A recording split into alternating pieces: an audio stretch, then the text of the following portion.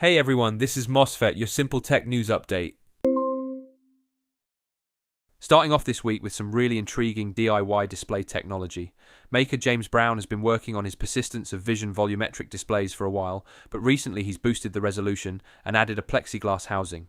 We've seen POV displays before, made of spinning LEDs, but in most cases they're usually flat 2D images.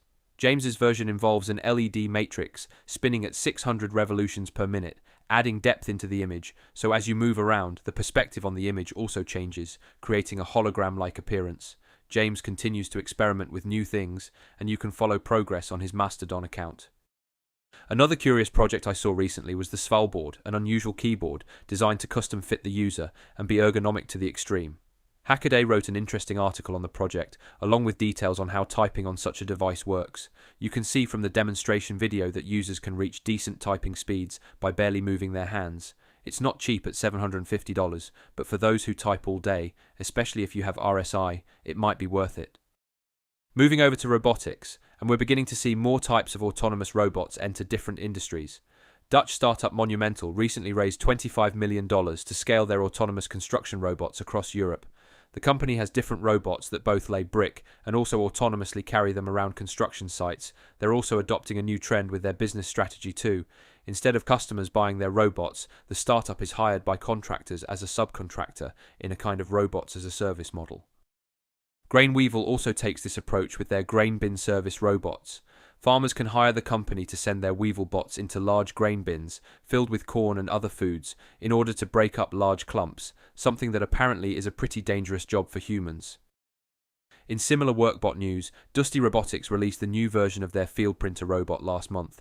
We first saw this interesting construction robot last year, but for those who haven't seen it, this little thing basically prints precise construction layout drawings directly onto construction site floors, so all workers have the same info and know exactly where everything should go. This new version is apparently smarter and faster than the previous.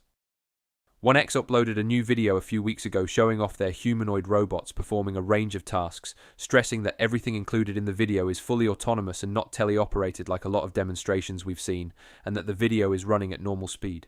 I think this is another example of how humanoid robots will begin entering the workplace sooner than most people think. If this is basically version 1 of these things, who knows what's next?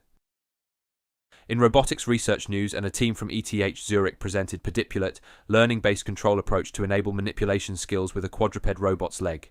In its current form, it allows teleoperators to use the quadruped's leg for all sorts of tasks like opening room doors and fridges, pressing buttons, and lifting and carrying heavy objects like a backpack.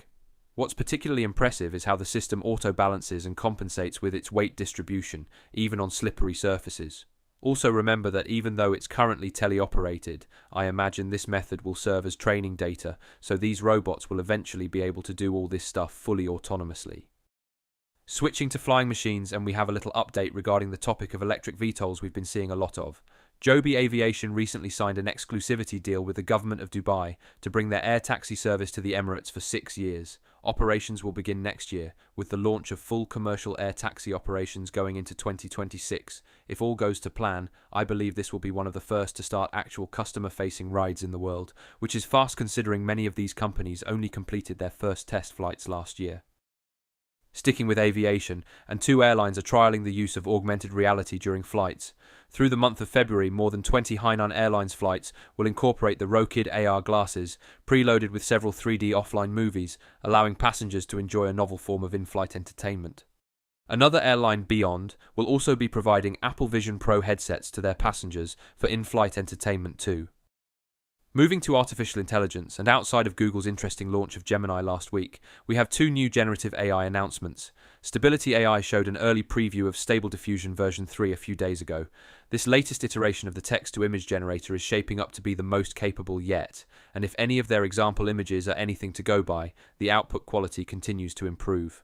A waitlist has been opened for early preview, and you can sign up using the link in the description.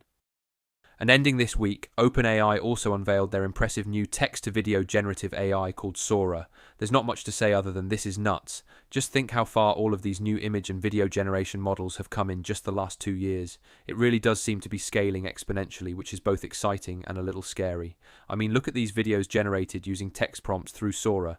Who would have believed that even 5 years ago? Again, this is currently available to select users before opening up to the public shortly. We're in for some wild times, people. Alright, that's it for this week. Thanks for watching. See you next time. Bye.